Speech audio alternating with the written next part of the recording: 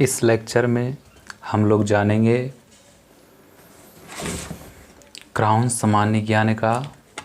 हम लोग भारत का संविधान पढ़ने जा रहे हैं। भारत का संविधान आप यहाँ पे सूची में देख सकते हैं। जिन बच्चों को परेशानी है सूची देखने में वो यहाँ से देखेंगे। ओके, रुकिए, आपको दिख नहीं रहा होगा, चलिए दिख गया। तो देखिए यहाँ पे भारत का संविधान है 234 पेज से स्टार्ट हो रहा है, 234 से। आज हम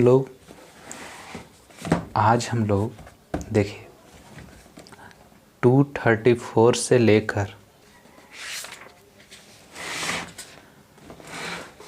237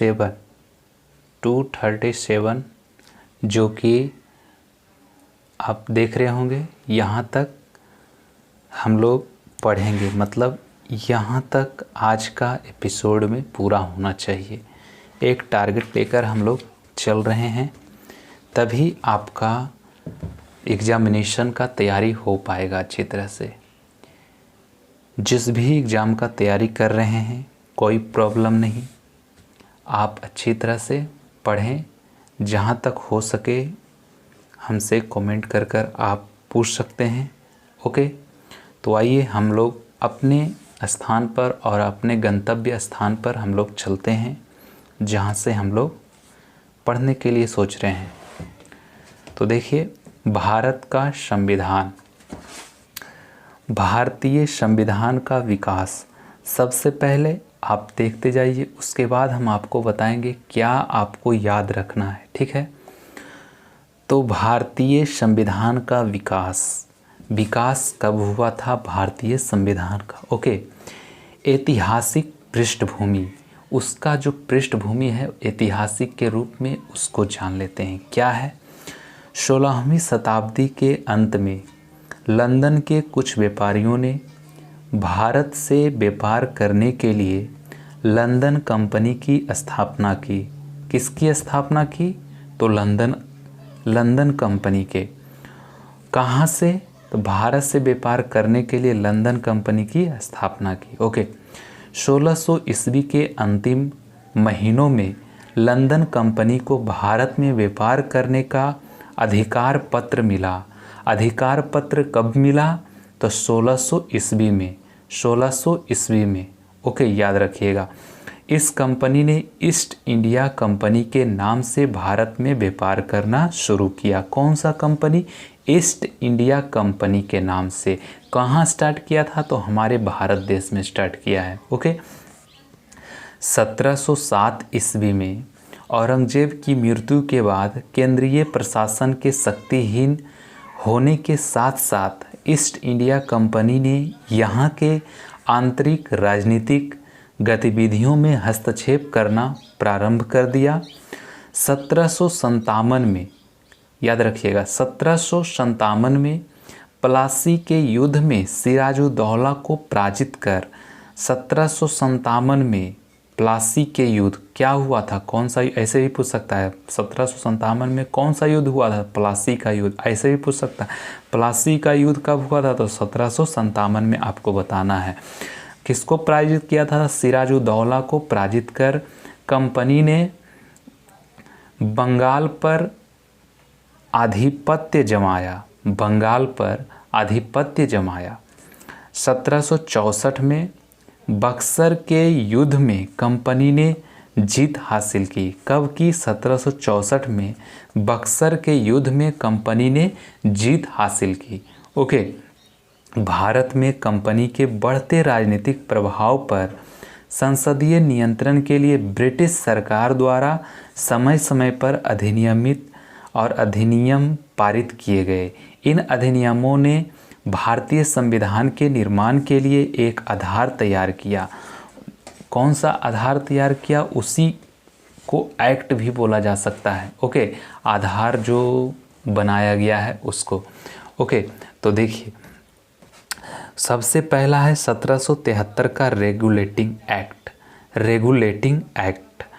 तत्कालीन ब्रिटिश प्रधानमंत्री लॉर्ड नॉर्थ द्वारा गोपनीय समिति की रिपोर्ट पर 1773 में ब्रिटिश संसद द्वारा यह एक्ट पारित किया गया।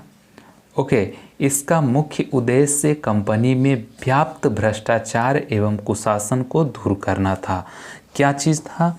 भ्रष्टाचार और कुशासन को दूर करने के लिए ओके, मद्रास एवं बम्बई प्रेसिडेंसी को कोलकाता प्रेसिडेंसी के अधीन कर दिया गया।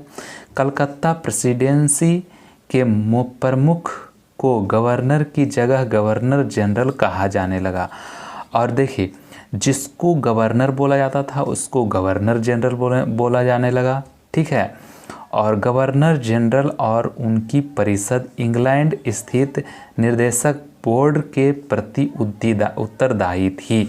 जो पहले गवर्नर था, जो भारत का राजा जब उस पर कर रहा था तो गवर्नर था, जब भी वो जीत लिया उसके बाद वो नाम रख लिया गवर्नर जनरल, और ई होता था इंग्लैंड से इसको सॉल्व करता था। ओके, मैटर इसको सॉल्व करता था। इस एक्ट में एक उच्चतम न्यायालय के गठन का प्रावधान, जिसके तहत 1774 में कलकत्ता में 4 सदस्यीय उच्चतम न्यायालय गठित किया गया।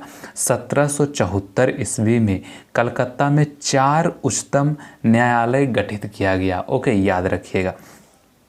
बंगाल प्रेसिडेंसी का पहला गवर्नर जनरल वारेन हेस्टिंग था। बंगाल प्रेसिडेंसी का पहला गवर्नर जनरल कौन था? Warren Hasting. आप याद रखिएगा, बहुत इंपॉर्टेंट है वारेन हेस्टिंग।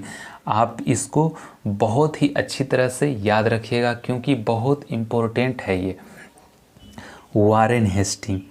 ओके, याद रखिएगा। तथा उसकी परिषद के 4 सदस्य थे। कौन कौन से थे? तो पहला फिलिप फ्रांसिस, दूसरा है मानसन, और तीसरा है वारवेल, और चौथा है क्लेवेरिंग। एक्ट के तहत स्थापित भारत के पहले उच्चतम न्यायालय के प्रधान न्यायाधीश सर एलिजाह इम्फे थे। कब थे? एक्ट के तहत स्थापित भारत के पहले उच्चतम न्यायालय के प्रधान न्यायाधीश, ये भारत के उच्चतम न्यायालय के प्रधान न्यायाधीश थे। क्या नाम था इनका? सर एलिजा इम्फे थे, सर एलिजा इम्फे। और अगला जो एक्ट है 1784 का कौन सा एक्ट है? Pitt's India act. 1773 ईस्वी में कौन सा था? 1773 का रेगुलेटिंग एक्ट। ओके, 1784 का हम लोग देखते हैं। पिट्स इंडिया एक्ट ने कंपनी के व्यापारिक एवं राजनीतिक कार्यकलापों को एक दूसरे से अलग कर दिया।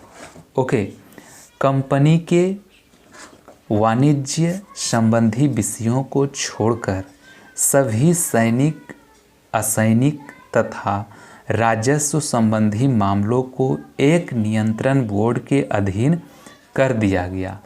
ओके, इस अधिनियम द्वारा द्वैध शासन की शुरुआत हुई जो 1857 तक विद्यमान रही। 1793 का चार्टर एक्ट। इस एक्ट के द्वारा कंपनी के व्यापारिक अधिकारों को 20 वर्ष के लिए बढ़ा दिया गया। एक्ट के तहत बोर्ड ऑफ कंट्रोल के अधिकारियों को वेतन भारतीय कोष से मिलने लगा। ओके, 1813 का चार्टर एक्ट। 1893 का पढ़ चुके हैं। अब 1793 के बाद आएगा 1813 का चार्टर एक्ट, बहुत इम्पोर्टेंट है। इस एक्ट के अंतर्गत कंपनी के भारतीय व्यापार के एकाधिकार को समाप्त कर दिया गया, किंतु चीन से व्यापार और चाय के व्यापार का एकाधिकार बना रहा। इस एक्ट के तहत 1,00,000 रुपये प्रतिवर्ष विद्वान भारतीयों के प्रोत्साहन तथा साहित्य के सुधार तथा पुनरुत्थान के लिए रखा गया। ईस्ट इंडिया कंपनी को अगले 20 वर्षों के लिए भारतीय प्रदेशों तथा राजस्व पर नियंत्रण का अधिकार प्रदान किया गया। ओके, अगला जो एक्ट है 1833 का चार्टर्ड एक्ट। भारत में अंग्रेजी शासन के दौरान संविधान निर्माण के प्रथम धुंधले संकेत इस एक्ट में मिलते हैं। ओके, इस एक्ट से कंपनी के व्यापारिक एकाधिकार को समाप्त कर दिया गया। उसे भविष्य में केवल राजनीतिक कार्य ही करने थे। इस एक्ट के द्वारा भारतीय प्रशासन का केंद्रीयकरण किया गया। बंगाल का गवर्नर अब भारत का गवर्नर जनरल बना दिया गया। लॉर्ड विलियम बेंटिक भारत के पहले गवर्नर जनरल बने। भारत के पहले governor general Lord William Bentinck Bharat के पहले गवर्नर जनरल बने, याद रखिएगा। अगला है पॉइंट, विधायी कार्य के लिए परिषद का विस्तार किया गया, जिसमें पहले 3 सदस्यों के अतिरिक्त एक विधि सदस्य जोड़ दिया गया। इस एक्ट के द्वारा गवर्नर जनरल की सरकार भारत सरकार और उसकी परिषद भारत परिषद कहलाने लगी। भारतीय कानून को लिपिबद्ध तथा सुधारने के उद्देश्य से लॉर्ड मैकाले की अध्यक्षता में प्रथम विधि आयोग का गठन किया गया। ओके, और अगला एक्ट है 1853 का चार्टर एक्ट। 1853 का एक्ट अंतिम चार्टर एक्ट था। बंगाल के लिए लेफ्टिनेंट गवर्नर जनरल नियुक्त किया गया। विधायी परिषद और कार्यकारी परिषद को अलग किया गया। इसी एक्ट द्वारा सर्वप्रथम संपूर्ण भारत के लिए एक विधानमंडल की स्थापना की गई। ओके, भारतीय शासन अधिनियम 1858 ईस्वी। 1858 ईस्वी में क्या हुआ? भारत शासन अधिनियम पारित किया गया। 1857 का विद्रोह ईस्ट इंडिया कंपनी की व्यवस्था के लिए एक घातक झटका साबित हुआ। यह एक्ट 1858 का भारत के उत्तम प्रशासन के लिए act for the good government of India, act for the good government of India बना। इस अधिनियम द्वारा भारत के शासन को कंपनी के हाथों से निकालकर ब्रिटिश क्राउन को सौंप दिया गया। इस अधिनियम द्वारा 1884 के पिट्स इंडिया एक्ट द्वारा लागू वैध शासन प्रणाली को समाप्त कर दिया गया। कब? तो 1884 ईस्वी में, याद रखिएगा इसको।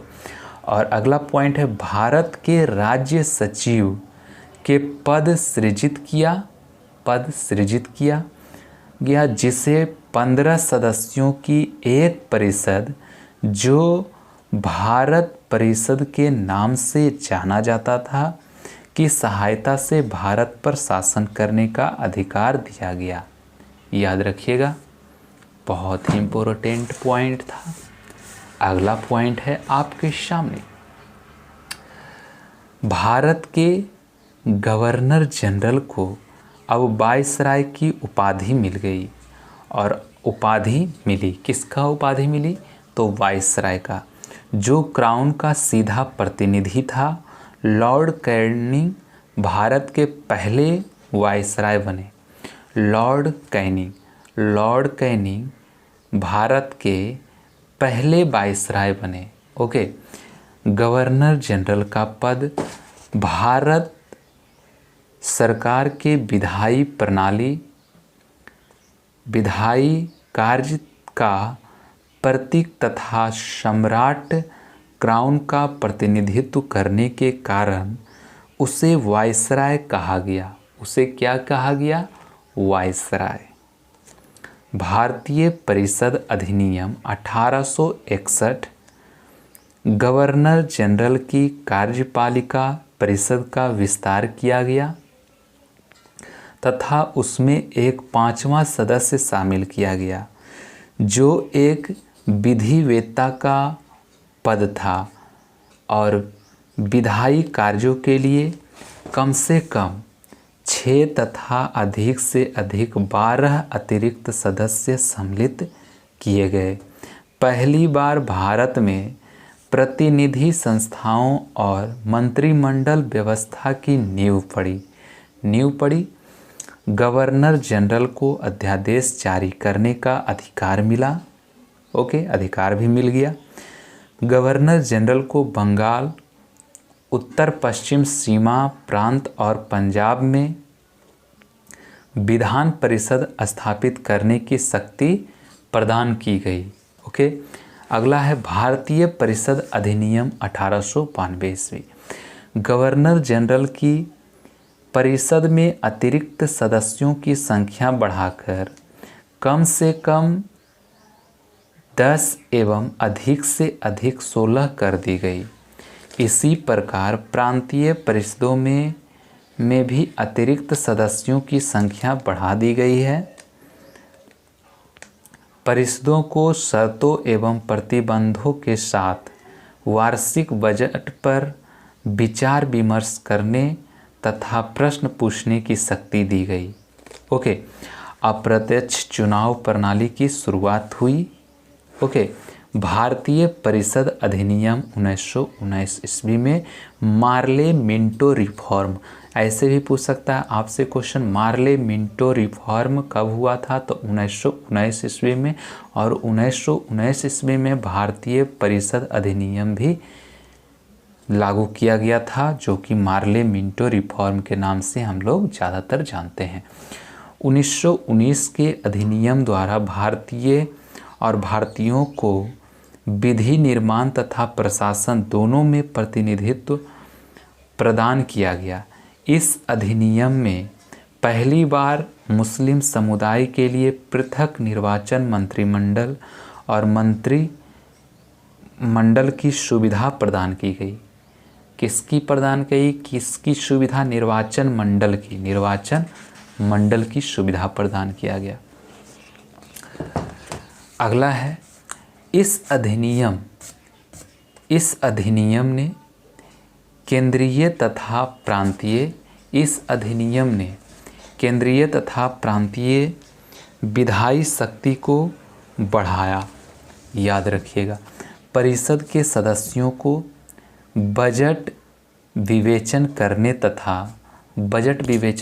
तथा उस पर प्रश्न करने का अधिकार दिया गया। सत्येंद्र सिन्हा को गवर्नर जनरल की कार्यकारिणी का प्रथम भारतीय विधि सदस्य नियुक्त किया गया। भारतीय विधान परिषद में सदस्यों की संख्या 60 की गई और 9 पदेन सदस्यों का प्रावधान किया गया। ओके, अगला है भारतीय परिषद अधिनियम 1919 ईस्वी, मॉन्टेग्यू चेम्सफोर्ड सुधार। ओके, इस अधिनियम के तहत द्विसदनीय व्यवस्था स्थापित की गई। केंद्रीय विधान परिषद का स्थान राज्य परिषद, उच्च सदन तथा केंद्रीय विधानसभा निम्न सदन वाले द्विसदनीय विधानमंडल ने ले लिया। मीन्स केंद्रीय विधानसभा मीन्स निम्न सदन और स्थान राज्य परिषद मीन्स उच्च सदन, इसको बोलते हैं। राज्य परिषद में सदस्यों की संख्या 60 थी। कितनी थी? 60 थी, जिसमें 34 सदस्य निर्वाचित होते थे। राज्य परिषद का कार्यकाल 5 वर्षों का होता था, 5 वर्षों का था। ये भी आपसे पूछ सकता है। केंद्रीय विधानसभा में सदस्यों की संख्या 145 निर्धारित की गई, जिसमें 114 निर्वाचित तथा 41 मनोनीत होते थे। इसका कार्यकाल 3 वर्षों का था। किसका कार्यकाल 3 वर्षों का था? केंद्रीय विधानसभा में सदस्यों की संख्या 145 है, जिसमें 104 निर्वाचित तथा 41 मनोनीत होते थे और इसका 3 साल कार्यकाल होता था। सदस्यों का चुनाव सीमांकित निर्वाचन क्षेत्रों द्वारा प्रत्यक्ष रूप से किया जाना था। निर्वाचन के लिए अर्हताएं सांप्रदायिक समूह, निवास और संपत्ति पर आधारित थी। द्वैध शासन इस एक्ट द्वारा 8 प्रमुख प्रांतों में, जिन्हें गवर्नर के प्रांत कहा जाता है, था द्वैध शासन की पद्धति शुरू की गई। प्रांतों में द्वैध शासन प्रणाली के जनक लियोनस कार्टियस थे। प्रांतीय विषयों को 2 भागों में बांटा गया: आरक्षित विषय एवं हस्तांतरित विषय। आरक्षित विषय किसको कहते हैं? आरक्षित विषय इसमें भू राजस्व, वित्त, कानून व्यवस्था, सिंचाई, खनिज संसाधन, न्याय, पुलिस प्रशासन, उद्योग आदि आते हैं। किसमें? आरक्षित विषय में। हस्तांतरित विषय में क्या क्या चीज़ आता है? इसमें शिक्षा, लोक स्वास्थ्य, कृषि, मापतौल, स्थानीय स्वायत्तता शासन, सार्वजनिक मनोरंजन पर नियंत्रण, आबकारी आदि प्रमुख हैं। ओके। आरक्षित विषयों का प्रशासन गवर्नर अपने कार्यकारी परिषद द्वारा करता था तथा हस्तांतरित विषयों का प्रशासन निर्वाचित सदस्यों के द्वारा करता था। इसी अधिनियम के द्वारा पहली बार भारत में लोक सेवा आयोग का गठन हुआ। साथ ही पहली बार लोक लेखा तथा वित्त समिति का गठन हुआ। भाषीय आधार पर राज्यों के पुनर्गठन की सिफारिश मॉन्टफोर्ड रिपोर्ट 1918 द्वारा की गई थी। ओके।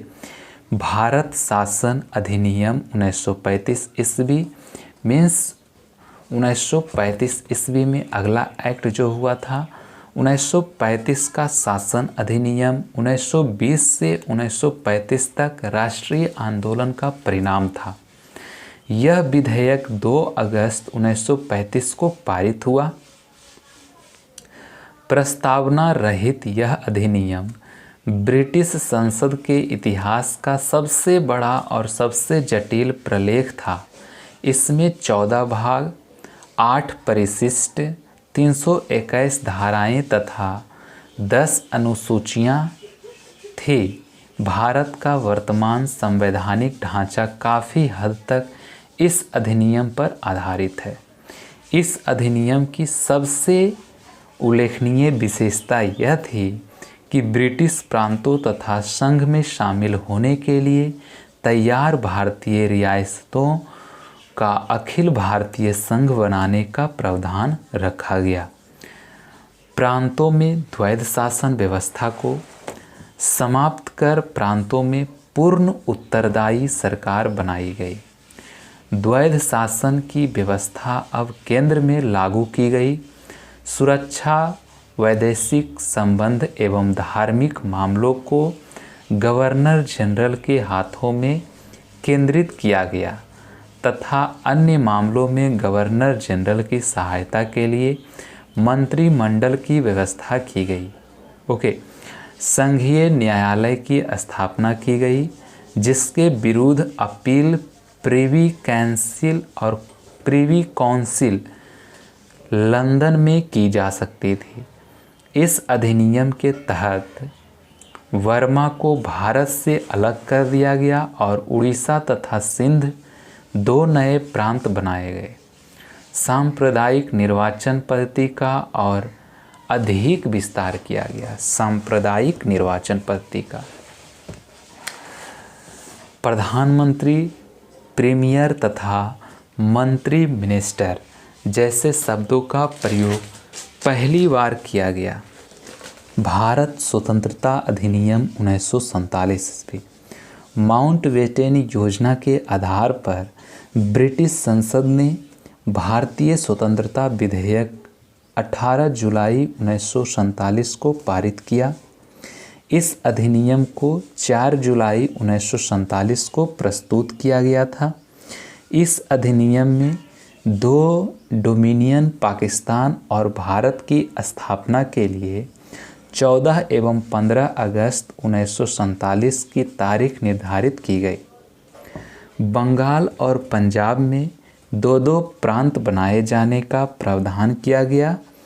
पूर्वी बंगाल, सिंध और असम का सिलहट जिला पाकिस्तान में सम्मिलित होना था। 15 अगस्त 1947 को ब्रिटिश क्राउन का भारत पर आधिपत्य समाप्त हो जाएगा। भारतीय रियासतें इन दोनों डोमिनियन में से किसी एक में शामिल हो सकती है। दोनों डोमिनियन के लिए अलग गवर्नर जनरल होगा, जिसकी नियुक्ति महामहिम द्वारा की जाएगी। ओके, दोनों डोमिनियन की स्वतंत्रता सत्ता को मान्यता दी गई है तथा उन्हें ब्रिटिश कॉमनवेल्थ से अलग होने का अधिकार भी दिया गया है। दोनों राज्यों को अपने लिए पृथक संविधान सभा के गठन का अधिकार दिया गया। दोनों राज्यों की सीमा के निर्धारण के लिए सर रेडक्लिफ की अध्यक्षता में सीमा आयोग का गठन किया गया।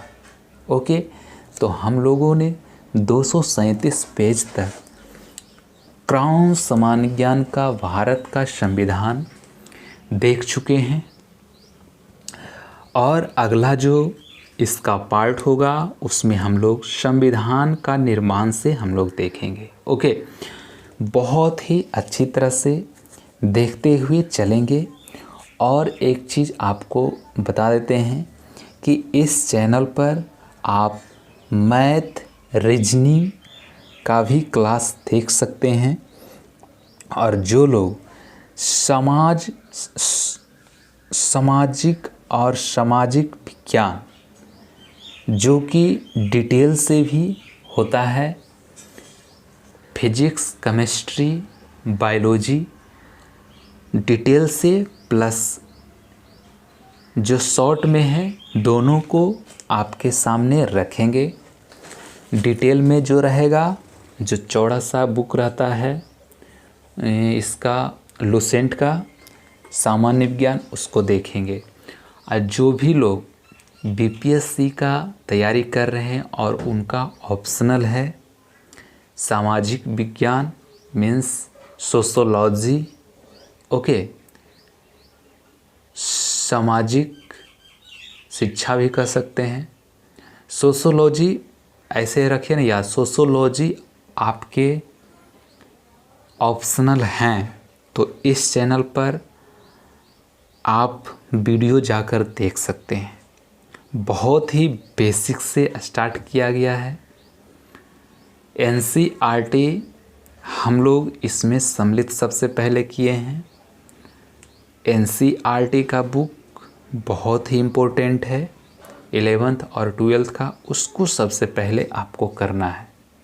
और चैनल पर जाकर आप देख ही सकते हैं, उसका अलग से प्लेलिस्ट बना दिया गया है। ओके, तो आज के लेक्चर में बस इतना ही। धन्यवाद। जय हिंद। नमस्कार।